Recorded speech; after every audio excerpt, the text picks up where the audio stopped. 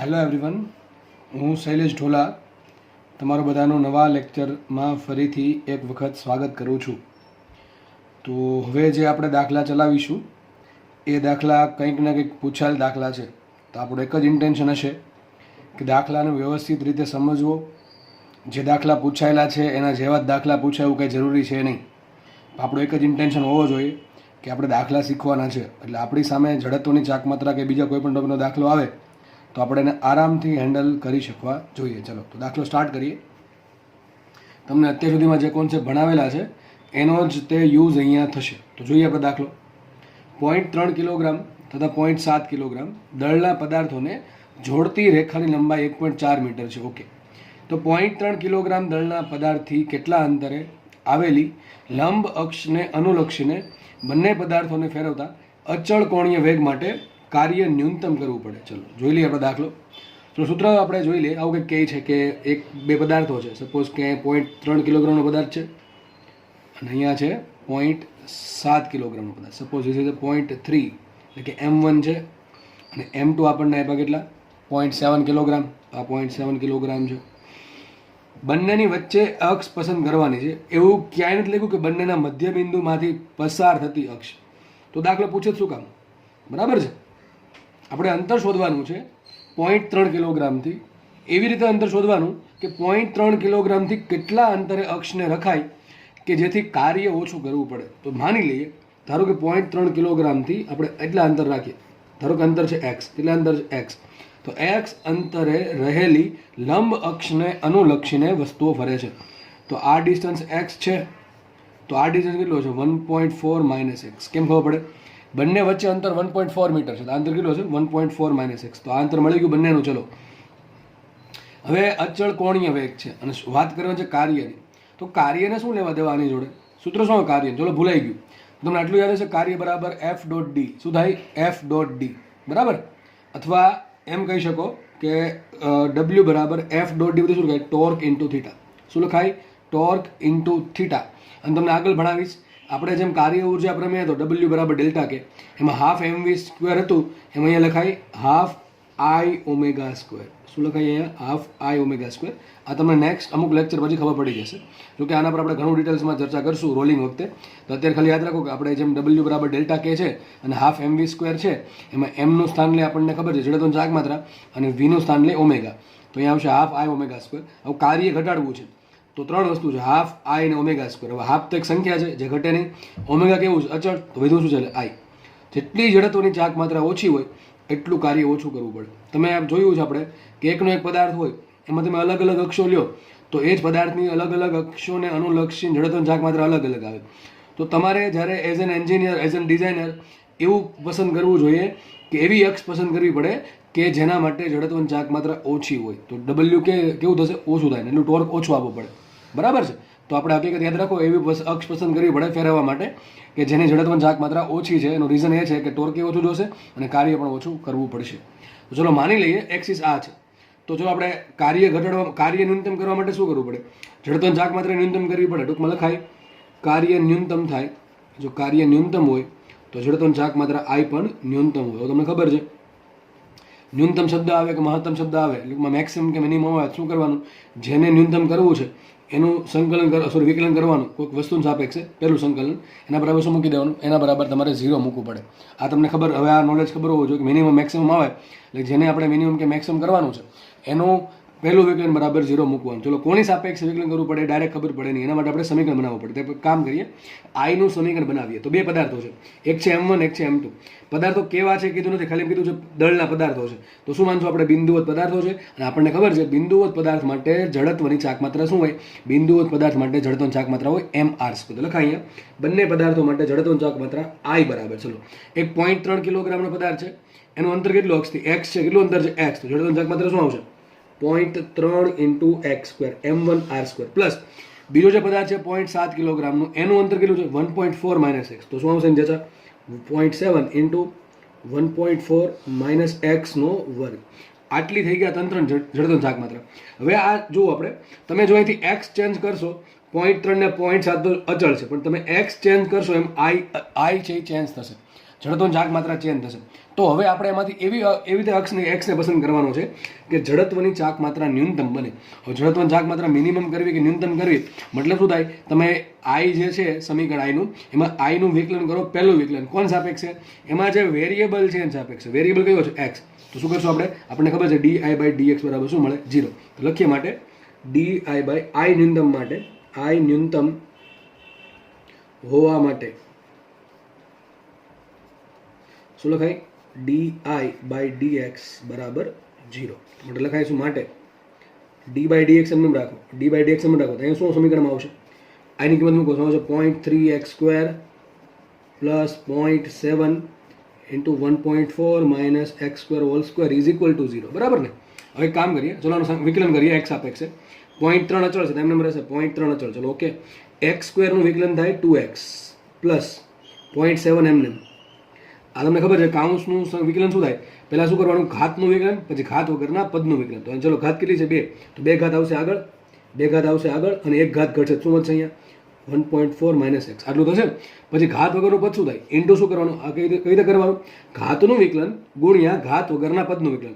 ઘાત 2 છે તો 2 ઘાત આગળ આવશે, પછી અને 1 ઘાત ઘટશે, વધશે શું, 1.4 - x ની 2 ઘાતમાંથી 1 ઘાત ઘટાડો, તો આટલી 1 ઘાત વધશે, ઇન્ટુ ઘાત વગરનું પદ શું થાય, 1.4 - x. એમાં 1.4 નું વિકલન 0 થાય, પણ -x નું વિકલન -1 થાય. આના બરાબર 0 છે. અને વિકલન તો બધાને આવડતું જ હશે. અત્યારે તો આપણે એ કન્ડિશન પર આવી ગયા છીએ. તો જો અહીંથી એવું કહી શકાય કે અહીંથી 2 છે, અહીંયા પણ 2 છે, તો 2 કોમન આવશે.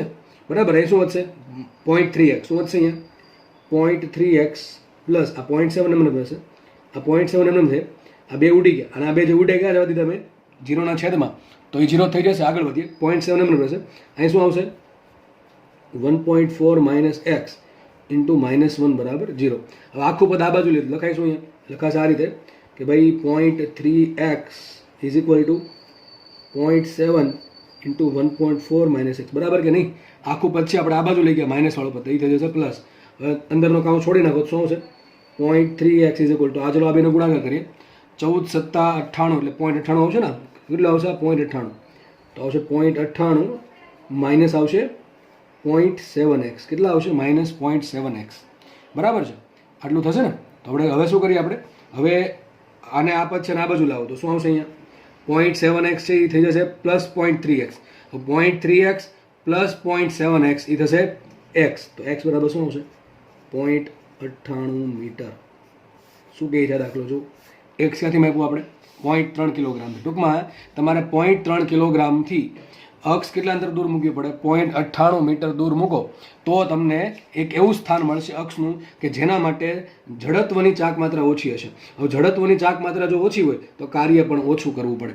યાદ રાખો, વિચારો, જડત્વની ચાક માત્રા શું હોય, 2 પદાર્થો છે, એક m1 છે અને એક m2. ચલો આમ જડત્વની ચાક માત્રા આમ લખાય, I બરાબર m1r1² પ્લસ m2r2². માનો કે મને ખબર પડી કે m2 મોટા છે. શું ખબર પડી કે m2 મોટા છે, તો જો m2 મોટા હોય અને મારે આની જડત્વની ચાક માત્રા ઘટાડવી આના લીધે, તો મારે r2 કેવા કરવો પડે, ઘટાડવા પડે. તો યાદ રાખો, જડત્વની ચાક માત્રા ઓછી કરવા માટે શું કરવાનું, અક્ષિસ છે એ વધારે દળવાળા પદાર્થની નજીક મૂકવી પડે. શું બોલું છું, કેમ, આ m2 ચલો મોટા છે, એ તો આપણે ઘટાડી નહીં શકીએ. મારા હાથમાં r2 છે, જો r2 ઘટી જાય તો આના કારણે જે કુલ જે આવે છે એ ઘટી જશે. હા, ભલે r1 ભલે વધી જશે, પણ સામે m1 પણ થોડાક નાના છે m2 કમ્પેરિઝનમાં. તો યાદ રાખો, જ્યારે જડત્વની ચાક માત્રા તમારે ઓછી જોતી હોય ત્યારે શું કરવાનું, વધારે દળવાળા પદાર્થની નજીક એની અક્ષ મૂકવાની.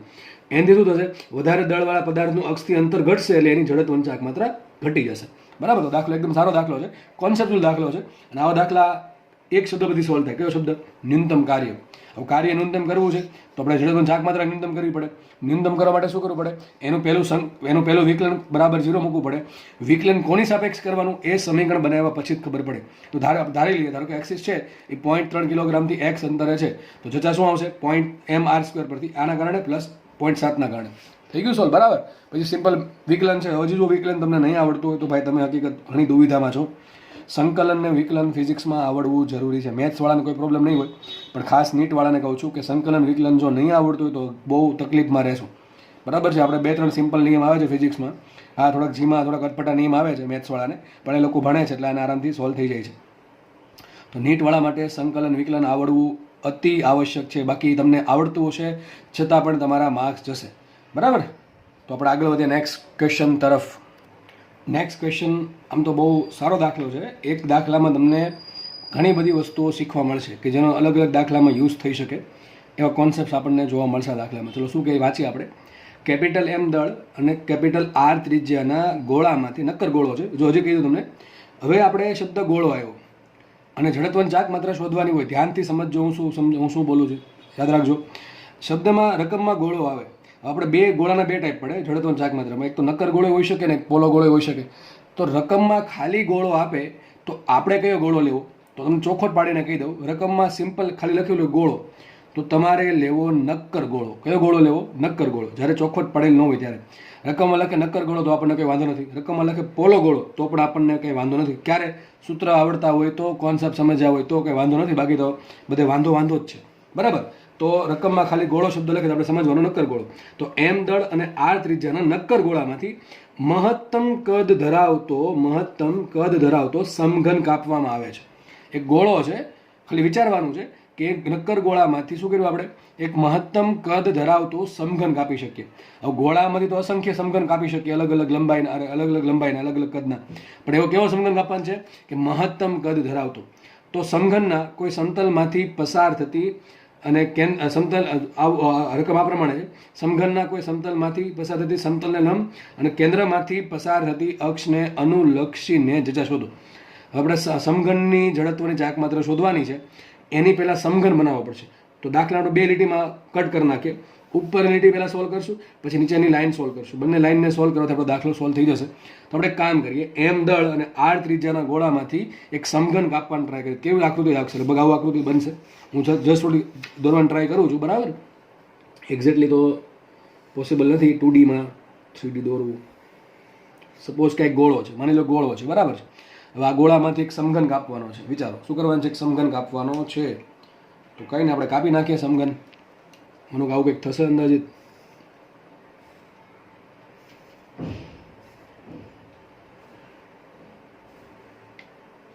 કે મહત્તમ કદનો છો ભાઈ. અરે સોરી,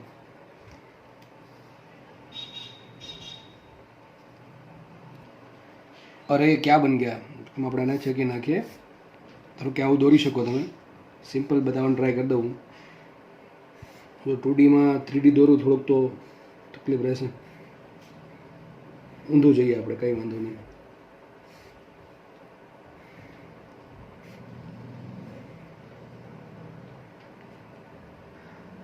આના પર કંઈક ગોળો દોરી દઈએ. લગભગ જો એક્ઝેક્ટલી તો દોરી નહીં શકીએ, કારણ કે 3D વસ્તુ છે. 2Dમાં સમજાવી થોડીક અઘરી છે અને મારે દોરી પણ અઘરી છે થોડીક.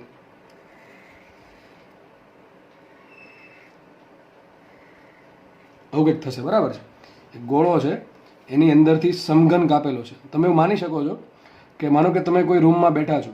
માનો કે એ રૂમ છે એ સમઘન છે. સમઘન કોને કહેવાય? એની જેટલી બી દિવાલ છે એ બધી દિવાલની લંબાઈ સરખી છે, લંબાઈ ને ઊંચાઈ, બરાબર છે. તો એ સમઘન બનશે. અને એ એ રૂમ જે છે એ રૂમની ઉપરથી એક ગોળો પસાર થાય છે. આખો એક ગોળો 3Dમાં પસાર થાય છે. વિચારો, સમજ પડે છે? તો એવું કંઈક કન્ડિશન બનશે. તો આ એક ગોળો હતો, નક્કર ગોળો. એમાંથી આપણે આ સમઘન આ ટાઈપનો કાપી લીધો છે. એક્ઝેક્ટલી આકૃતિ તમે વિચારી શકો કઈ રીતે આવી શકે, બરાબર. તો એક ગોળો કાપી લીધો છે. હવે મહત્તમ કદનો ગોળો મતલબ શું થાય? સોરી, જે સમઘન છે એ મહત્તમ કદનો છે. મતલબ શું થાય? મતલબ એમ થાય, તો વિચારો કે તમે જે રૂમમાં બેઠા છો એનો આ ખૂણો અને એ દિવાલની સૌથી નીચેનો ખૂણો, અપોઝિટ એંગલ. સમજ ન પડી કયો? આ ઉપર આ રૂફ છે કે નહીં તમારું? આ જે રૂમમાં બેઠા, સપોઝ આ રૂમ છે, આ રૂમની ઉપરનું રૂફ છે.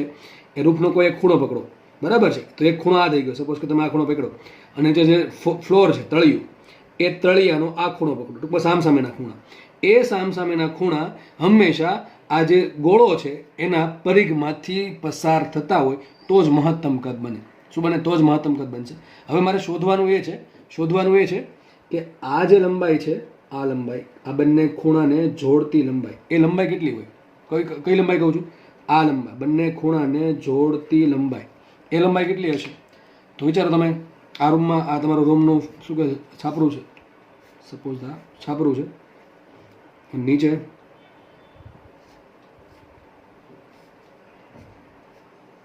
આ જે ખૂણો બને કે ને, આ ખૂણો, બરાબર, આની સામે એક્ઝેક્ટલી સામેનો ખૂણો, એની વાત કરું છું, બરાબર છે. તો આ બે ખૂણા છે ને, એની વચ્ચે મારે ડિસ્ટન્સ જોઈએ છે. તો અમુક લોકોને ખબર છે કઈ રીતે મળે છે.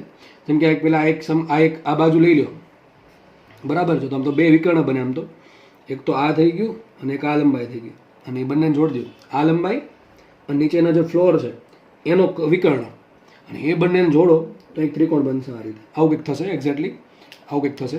સાઈડમાં દોરું છું.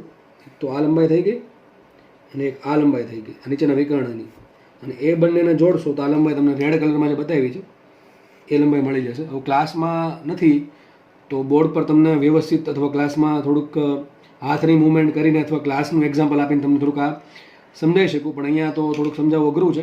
બરાબર. હું શું કહું છું, તમારું જે ફ્લોર છે એ ફ્લોરનો વિકર્ણ અને આ જે ઊભી બાજુ છે, આ ઊભી બાજુના ફ્લોરનો વિકર્ણ, એ બંને ભેગા કરો તો એક કાટકોણ ત્રિકોણ બનશે 90 ડિગ્રીના એંગલે. બરાબર. કાટકોણ ત્રિકોણ બનશે.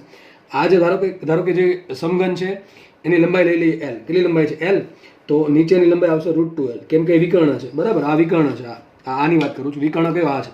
આ નીચેનો જે ફ્લોર છે ને, આ નીચેનો ફ્લોર, બરાબર છે, એની આ લંબાઈ. હા, એક તો આ થઈ ગયું અને એક આ લંબાઈ થઈ ગઈ. દેખાય કે નહીં? એક આ લંબાઈ ને એક આ વિકર્ણની લંબાઈ, એ બે ભેગા કરો શું મળશે? આ રેડ કલર જે દોર્યું છે એ આખા સમઘનનો વિકર્ણ મળશે. હવે વિચારો, આ લંબાઈ L છે, આ લંબાઈ L છે, તો નીચેનો વિકર્ણ જે છે ફ્લોરની અંદર એની લંબાઈ કેટલી આવશે? √2L. તો આ લંબાઈ √2L છે. કોની? ફ્લોરની. અને ઉપરની આ જે લંબાઈ છે કેટલી છે? L છે. તો આ લંબાઈ L એ લેખી દોરી છે, બાજુની લંબાઈ. આ લંબાઈ √2L છે. તો આ કર્ણ બનશે. તો શું થાય? √2L નો સ્ક્વેર શું થાય? 2L square. આનો સ્ક્વેર L સ્ક્વેર. તો કુલ સરવાળો 3L સ્ક્વેરનું વર્ગમૂળ √3L. તમે યાદ રાખી શકો છો ભાઈ, સમઘનનો વિકર્ણ શું આવે? √3L. સમઘનનો વિકર્ણ કઈ રીતે બને? ઉપરનો એક ખૂણો અને એની સામેનો નીચેની તરફનો ખૂણો, બંને ખૂણાને જોડતી લાઈનને કહેવાય વિકર્ણ. તો જો આ પ્રમાણે જો ગોળો કાપું, સમઘન કાપું ગોળામાંથી, તો આ વિકર્ણ શું થાય? હકીકતે એ થાય ગોળાનો વ્યાસ. શું થાય? ગોળાનો વ્યાસ. તો લખાઈશું અહીંયા, લખાશે આ રીતે: મહત્તમ કદના સમઘન માટે કન્ડિશન શું મળી આપણને? ગોળાનો વ્યાસ અથવા diameter of sphere is equal to શું મળશે? સમઘનનો વિકર્ણ. આ પ્રમાણે આ પોઈન્ટ અને આ પોઈન્ટમાંથી ગોળાના વ્યાસાંતે આવેલા બિંદુ પસાર થશે. આ રીતે. બરાબર. ગોળાના વ્યાસાંતે આવેલા બિંદુ પસાર થશે. તો આવું પોસિબલ છે. તો ગોળાનો વ્યાસ શું થાય? 2R. શું થાય? 2R ઇઝ ઇક્વલ ટુ સમઘનનો વિકર્ણ શું થાય? √3L. તો સાબિત શું થયું? માટે સમઘનની લંબાઈ L is equal to 2/√3R. માટે સમઘનનું ક્યુબનું કદ. કેમ આમાં જવું પડે? હમણાં તમને ખબર પડી જશે. સમઘનનું કદ V બરાબર શું થાય? L cube. શું આવશે? આનો ઘન કરો. 2 નો ઘન 8 અને √3 નો ઘન શું થાય? √3 × √3 × √3. તો √3 × √3 શું કહેવાય? 3 × √3. તો 3√3 આ મળી ગયું સમઘનનું કદ. ચલો આગળ લખું છું. ગોળાનું કદ V કહી દઈએ. V બરાબર શું થાય? એ તો આપણે ખબર છે, 4/3 πr3. 4/3 πr3. હવે મેન ક્વેશ્ચન શું છે? What is the question? The question is actually શું છે? સમઘનના કોઈ સમતલમાંથી, માનો કે આ પ્રમાણે સમઘન દોરી દઉં સાઈડમાં, નાનકડો એવો.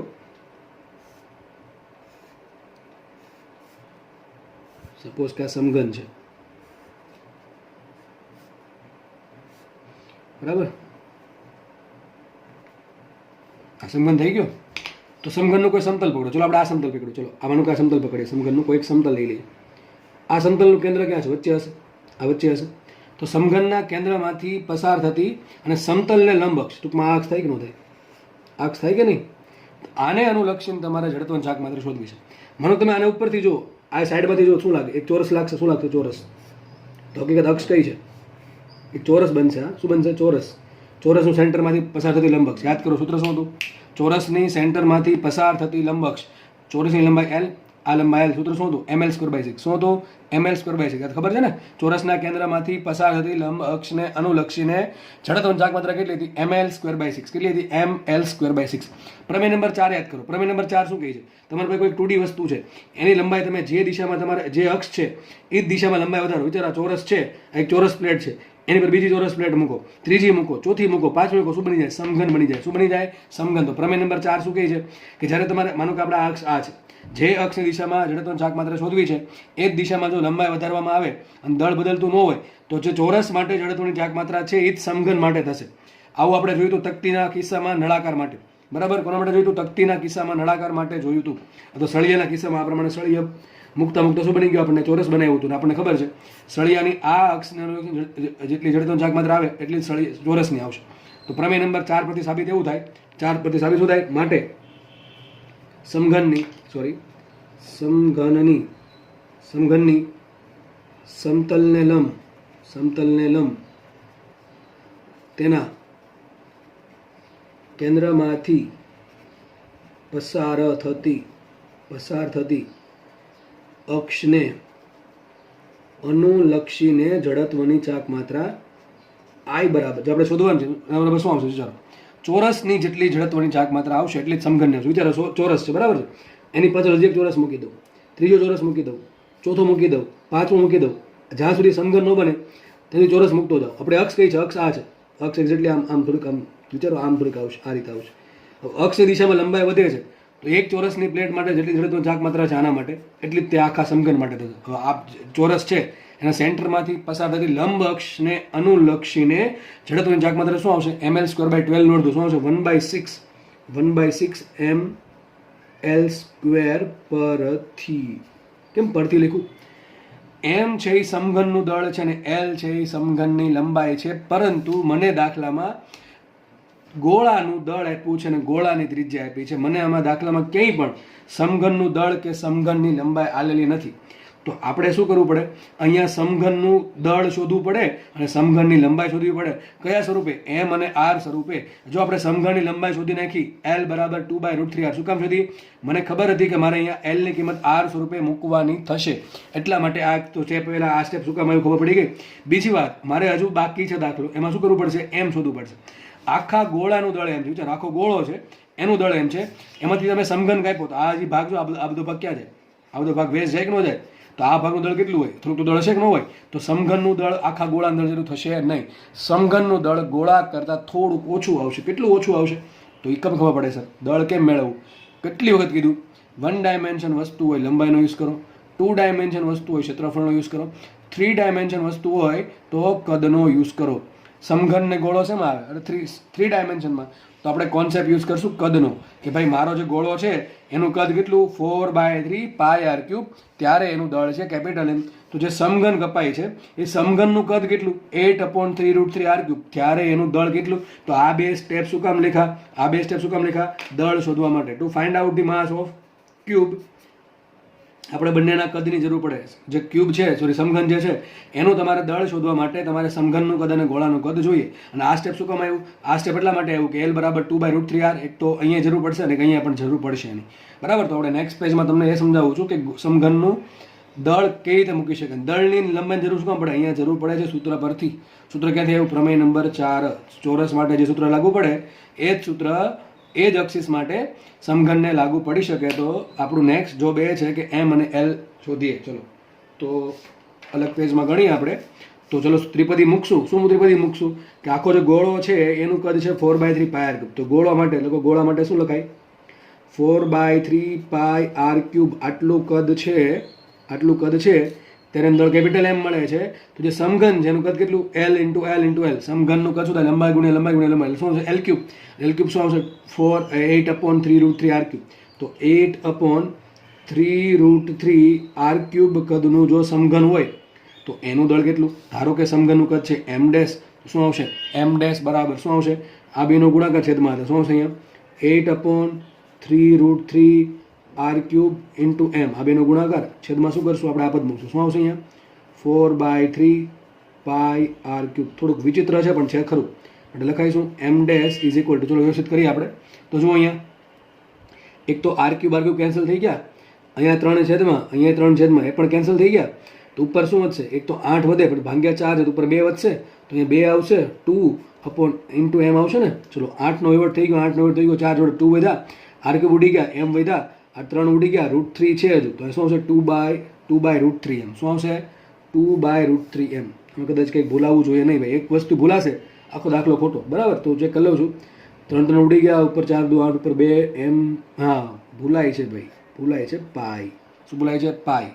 તો ઓકે, ચલો આટલું મળી ગયું આપણને. તો જે સમઘન કાપ્યો છે એ સમઘનનું દળ આટલું મળશે 2m/√3 પાઈ. કેટલું આવશે? 2m/√3 પાઈ. બરાબર છે. તો આપણે કામ કરીએ અને ચલો લંબાઈ મળી ગઈ છે. તો લંબાઈ કેટલી આવી હતી? L બરાબર શું? તો 2/√3r.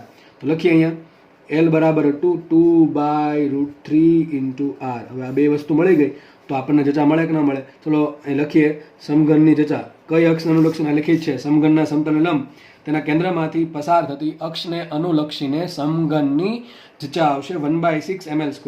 પરથી આપણે શું લખે? I બરાબર આવશે 1/6 m·l².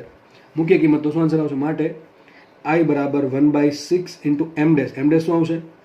2m/√3 પાઈ ઇન્ટુ L નો સ્ક્વેર શું થાય? 4r²/3. શું આવશે? 4r²/3 આવું થશે ને. માટે આ શું આન્સર આવશે? I બરાબર, ચલો વ્યવસ્થિત કરીએ થોડુંક. તો જુઓ અહીંયા કંઈ છેદ આઈ થિંક ઉઠશે ને. આ 4 દુ 8, 8/6 તેરી 18√3, 18√3 ઇન્ટુ પાઈ ઇન્ટુ mr². હવે એક વસ્તુ થઈ શકે, ઉપર 4 દુ 8 ને 9 દુ 18, બસ બાકી કંઈ થશે નહીં, બાકી કંઈ કરવાની જરૂર પણ છે નહીં. તો શું આવશે? 4 દુ 8 એટલે 4mr² ડિવાઇડેડ બાય અહીંયા આવશે 9√3 પાઈ. આવો વિચિત્ર આન્સર આવશે. તો જે સમઘન તમે કાપશો એ સમઘનની કોઈ સમતલની લંબ કેન્દ્રમાંથી પસાર થતી અક્ષને અનુલક્ષીને જચા આટલી આવશે. બરાબર, આટલી જચા આવશે. થોડુંક વિચિત્ર છે પણ આન્સર છે. બરાબર, આમાં કોઈ સ્ટેપમાં ભૂલ પડી હોય તો તમે જાતે થોડુંક સુધારી નાખજો. બરાબર, લગભગ કોઈ ભૂલ નથી આમાં. તો તમે આન્સર છે એ તમારે જાતે ગણીને દાખલો જાતે ગણીને તમે જોઈ લેજો કે ભૂલ છે નહીં. તો મેન વાત એ છે કે દાખલો સમજ આવવો જોઈએ. કેલ્ક્યુલેશન તો એની જગ્યાએ અલગ કામ કરે છે. તો દાખલો મેન કોન્સેપ્ટ અહીંયા છે. આ પેજમાં જ મેન કોન્સેપ્ટ, જેટલા બી કોન્સેપ્ટ છે આ પેજમાં જ છે.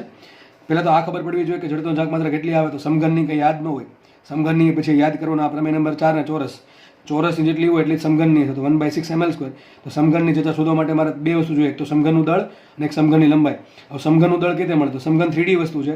તો સમઘનનું દળ મળે કદ પરથી. તો કઈ વસ્તુ હતી? પેલા ગોળો હતો. તો ગોળાનું કદ કેટલું હોય? 4/3 πr³ અને ગોળાનું દળ કેટલું છે? Capital M. કેટલું દળ છે? Capital M. તો 4/3 πr³ દળ જ્યારે હોય ત્યારે કદ કેટલું મળે છે? સોરી, 4/3 πr³ કદ જ્યારે હોય ત્યારે દળ મળે છે M. તમારા સમઘનનું કદ કેટલું? સમઘનનું કદ થાય L³. તમે ડાયરેક્ટલી L³ મૂકો, તમારો આન્સર આવશે L³ માં આવશે. એટલે r³ વડે છેદ ઉડશે અને આપણે L પણ શોધવું પડે અને એમ બી ખબર પડે કે તમારે L ની કિંમત મૂકવાની છે પણ રકમમાં L આપેલું છે નહીં. તો મારે આ બીજું સ્ટેપ મહત્વનું સ્ટેપ કે આ ખબર પડવી જોઈએ કે મહત્તમ કદનો સમઘન કાપવા માટે શું થાય? ગોળાનો જે વ્યાસ છે એ સમઘનના વિકર્ણ બરાબર થાય. તો 2r = √3 × L. એના પરથી આપણે L નો સંબંધ મેળવો. L ની કિંમત અહીંયા મૂક્યું તો L³ મળી ગયું. એટલે ટૂંકમાં એના પરથી આ બધું કરીને દળ મળી જશે. દળ મળ્યું, લંબાઈ મળી, એટલે સૂત્રમાં કિંમત મૂકી, આન્સર આવી ગયો. દાખલો થોડોક લેન્ધી છે પણ બહુ અઘરો દાખલો નથી. આમાં કોન્સેપ્ટ ઘણા બધા મેં તમને કીધું શીખવા મળે.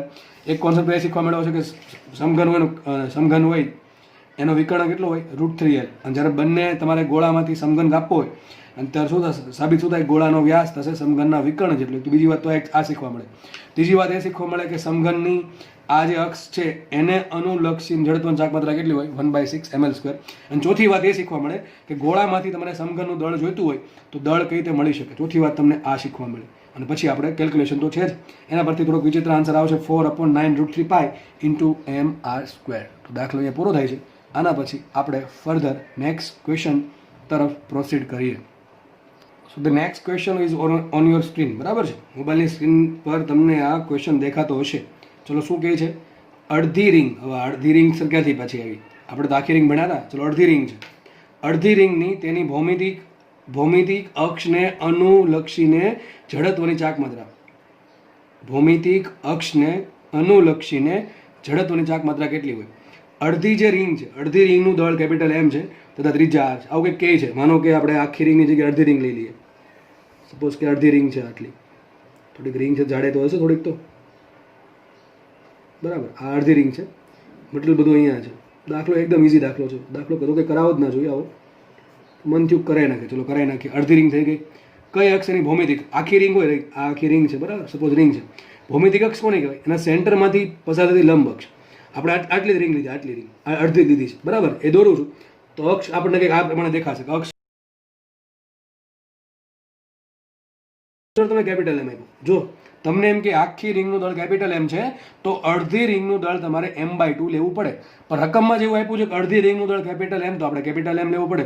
બીજી વાત એ લોકો એ આપી છે કે અડધી રિંગની ત્રિજ્યા કેપિટલ R છે, તો તમારે આ અક્ષને અનુલક્ષીને જડત્વની ચાક માત્રા શોધવાની છે. આરામથી મળે. જોકે તમારા આન્સર મનમાં આવી જવો જોઈએ. શું કરીશું? એક સૂક્ષ્મ ભાગ ધારો. ધારો કે સૂક્ષ્મ ભાગ ધારો. સૂક્ષ્મ ભાગનું દળ છે dm. કેટલું છે? dm. તો dm નું આ અક્ષની અંદર કેટલું? r. કેટલું અંતર છે? r. ચલો તો di કેટલું મળશે? di બરાબર આપણને ખબર છે dm × r². તો કુલ જજા કેટલી આવશે? I બરાબર સંકલન di. તો આવશે I = dm × r² is equal to શું આવશે? dm શું થાય? ચલો r² તો કોમન આવી જશે. શું I² કોમન આવી જશે. શું વધે? ખાલી dm. તો I બરાબર r² dm. માટે I બરાબર આવશે dm, એટલે કે સૂક્ષ્મ દળનું સંકલન કરવાથી તમને શું મળે? કુલ દળ. કુલ દળ આપ્યું કેટલું? Capital M. તો શું આવશે? mr². એ જ આન્સર આવશે જેટલો રિંગનો છે. કેમ રિંગ જેટલો આન્સર આવ્યો? અરે ભાઈ, રિંગ જેટલો આન્સર એટલા માટે આવ્યો કે રિંગનું દળ આપણે એમ લેતા હતા, એ અડધી રિંગનું દળ પણ એમ જ લીધું છે. એક્ઝેક્ટલી ક્વેશ્ચન જો આમ હોવો જોઈએ. ક્વેશ્ચન માનો કે આમ તમને પૂછાણો, એક રિંગનું દળ, ક્વેશ્ચન આમ છે, રિંગનું દળ કેપિટલ M છે, ત્રિજ્યા R છે, તો એમાંથી અડધી રિંગ કાપી નાખવામાં આવે તો બાકીની અડધી રિંગનું જજા કેટલી હોય? તો આન્સર આવે m/2 r². શું આન્સર આવે? m/2 r².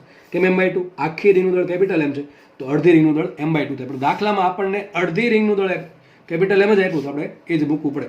બરાબર? દાખલો એકદમ ઈઝી દાખલો છે. અને આ સ્ટેપ આપણે જડત્વની ચાક માત્રામાં રિંગની જડત્વની ચાક માત્રા શોધવા માટે સાબિત કરેલું. ઓકે, દાખલો એકદમ ઈઝી સોલ્વ થાય છે અહીંયા. આવા દાખલા ખાસ નીટમાં વધારે પૂછાશે. બરાબર ભાઈ? તો દાખલો નીટમાં વધારે હશે. સિમ્પલ. ચલો આગળ વધીએ. આ દાખલો પણ જી નીટ બંને માટે IMP દાખલો નીટમાં પૂછાઈ ગયેલો, સોરી દાખલો જીમાં પૂછાઈ ગયેલો દાખલો છે. ચલો જોઈએ. એક ઘન ગોળો કે નક્કર ગોળાની તેના વ્યાસને સમાંતર વ્યાસથી x અંતરે આવેલી અક્ષને અનુલક્ષીને જચા ix છે. તો ix વિરુદ્ધ x નો આલેખ દોરો. શું કહે છે દાખલો? ચલો જોઈ લઈએ. ધારો કે ગોળો છે, દોરી દઈએ ગોળો. સપોઝ એક ગોળો છે. બરાબર? આ થઈ ગયો એનો વ્યાસ, આ થઈ ગયો એનો વ્યાસ. કોઈ પણ તમે અક્ષ લઈ શકો વ્યાસ તરીકે. તો આ લોકો એમ કહે છે કે ઘન ગોળાની તેના વ્યાસને સમાંતર, ટૂંકમાં વ્યાસ થઈ ગઈ, વ્યાસને હવે વ્યાસ થઈ ગયો, તો એવી એક અક્ષ પસંદ કરવાની છે જે વ્યાસને સમાંતર હોય ને વ્યાસથી x અંતર દૂર હોય. મતલબ શું થાય? આનથી x અંતર દૂર. ધારો કે એક અક્ષ છે અહીંયા, આ અક્ષ, ગોળો આને અનુલક્ષીને ફરે છે. સમજ પડે છે? તો ઘન ગોળાની તેના વ્યાસને સમાંતર અને વ્યાસથી x અંતર રહેલી અક્ષને અનુલક્ષીને જડત્વની ચાક માત્રા શું મળે? ix. ચલો ix ની કિંમત કેટલી વાર? આ તો આરામથી અમને આવડે છે. ix બરાબર શું આવે? આ જે એક્સિસ છે, અંતર x છે. કેટલું અંતર છે ભાઈ વચ્ચે? બધે વચ્ચે અંતર x છે. તો ix બરાબર શું થાય? અરે ભાઈ વિચારો, આ અક્ષની કઈ થશે? IC થાય. આ કઈ અક્ષ થાય? IC થાય. અને મારે I જોઈએ, સૂત્ર કયું આવે? સમાંતર અક્ષ પ્રમેય. સૂત્ર શું આવે સમાંતર અક્ષ પ્રમેયનું? I બરાબર IC + MD². તો ix બરાબર IC + MD² પરથી લખાઈશું અહીંયા ix ઇઝ ઇક્વલ ટુ, ચલો IC ગોળા માટે વ્યાસમાંથી પસાર થતી અક્ષને અનુલક્ષીને જજા કેટલી હોય? નક્કર ગોળા માટે યાદ રાખો શું હોય? 2/5 mr². કેટલી હોય અહીંયા? 2/5 mr² plus m into d બે વચ્ચે અંતર કેટલું આવશે? mx². આ મારો આન્સર મળી ગયો. હવે આના પરથી મારે આલેખ દોરવાનો છે. કોનો? ix વિરુદ્ધ x નો. કોનો દોરવાનો છે આલેખ? આનો. તમારે ix વિરુદ્ધ આ જે x² છે એનો તમારે ગ્રાફ ડ્રો કરવાનો છે. તો આરામથી આવડવો જોઈએ. જો શું કરો? પેલા x0 મૂકો. x0 મૂકશો તો આ પદ 0 થઈ જશે mx² વાળું. તો જજા કેટલી આવશે? 2/5 mr². તો જજા 2/5 mr² તો આવવાની જ છે. ધારો કે અહીંથી સ્ટાર્ટ થયું, આટલી જજા આવવાની જ છે. વિચારો, જેમ જેમ x વધતું જાય એમ x² વધતો જાય, જેમ x² વધતો જશે એમ આખું આ mx² વાળું પદ વધશે. આ પદ તો અચળ છે, આ પદ તો ફિક્સ. ધારો કે આનો આન્સર 50 આવે છે, તો આ તો 50 છે જ. ઉપરથી પાછું આ કંઈક ધીમે ધીમે 50 માંથી 51, 52, 53, 54, 55 ધીમે ધીમે વધતું જશે. તો એમ લખી શકાય કે ix is proportional two x². કેટલું છે હવેથી પછી જે આલેખ આવશે એમાં આ તો અચળ છે, તો લખાઈશું ix is proportional two x². હવે તમને ખબર છે y is proportional two x² હોય તો એનો ગ્રાફ કઈ રીતે દોરવો? ચલો કોની તમને ખબર છે? આમાં શું બનાવવાનું? એક કપ બનાવવાનું. બરાબર છે? કે કપ બનાવવાનો આવશે. આ તો ખાલી યાદ રાખવા માટે કીધું છે. એક્ઝેક્ટલી તો આલેખ શું કરવું પડે? x ની કિંમત લ્યો ત્યારે y કેટલા મળે, x ની બીજી કિંમત લ્યો y કેટલા મળે. આ પ્રમાણે એક એક પોઈન્ટ જોડતા જાઓ તો તમને y પ્રપોર્શનલ ટુ x² નો આલેખ મળે. હકીકત પરવલયનું સમીકરણ છે, તો ઇક્વેશન છે પરવલયનું. બરાબર છે? પેરાબોલા. તો શું થાય તમને ખબર છે? એક ઘાત કોની છે? y ની. તો જેની એક ઘાત હોય એની આસપાસ આલેખ આવે. તો કોની એક ઘાત છે? ix ની એક ઘાત છે, તેની આસપાસ કપ બને. તો શું આવો કે આલેખ આવશે? સિમ્પલ દાખલો છે એકદમ. બરાબર? આ પ્રમાણે આલેખ આવશે આ રીતે. સમજાય ગયું કે નહીં સમજાણું? તો આ પ્રમાણે આલેખ આવશે. એક્ઝેક્ટલી આલેખ દોરવો હોય તો આવું દોરાય આ રીતે. આ કેમ અહીં ઉપર ચડી ગયો આટલો? અરે આટલું પદ છે ને 2/5mr². આ પદ નો હોત કેટલો આલેખ તો આવો આલેખ આવત, તો આવો આલેખ આવત, બરાબર કે નહીં? આ પદ છે એટલે ટૂંકમાં આટલું તો આ એક પદ 0 ન થઈ શકે. ઓછામાં ઓછી કિંમત કેટલી હોય ની 2/5mr². એ જો ન હોય તો આલેખ નીચેથી સ્ટાર્ટ થાય, પણ એ છે એટલા માટે થોડુંક ઉપરથી સ્ટાર્ટ થયું. તો આ વેલ્યુ કેટલી હશે? આ વેલ્યુ ચલો આ કેટલી વેલ્યુ હશે? એ વેલ્યુ હશે 2/5mr². કેટલી હશે? 2/5mr². આટલી તો છે જ. ઉપરથી જેમ જેમ અંતર વધતું જશે, જેમ જેમ આ અક્ષ દૂર થઈ જાય એ પ્રમાણે mx² પદ વધતું જશે. એ પ્રમાણે આ જે ix છે એ જચા ધીમે ધીમે ધીમે વધતી જશે. જેટલું x મોટું એટલી જચા મોટી. તો ક્વેશ્ચન અહીંયા સોલ્વ થાય છે, બરાબર છે. જોડે જોડે આપણે લેક્ચર પણ અહીંયા રાખીએ. તો લેક્ચર જોવા બદલ બધાનો ખૂબ ખૂબ આભાર, ધન્યવાદ, જય હિન્દ.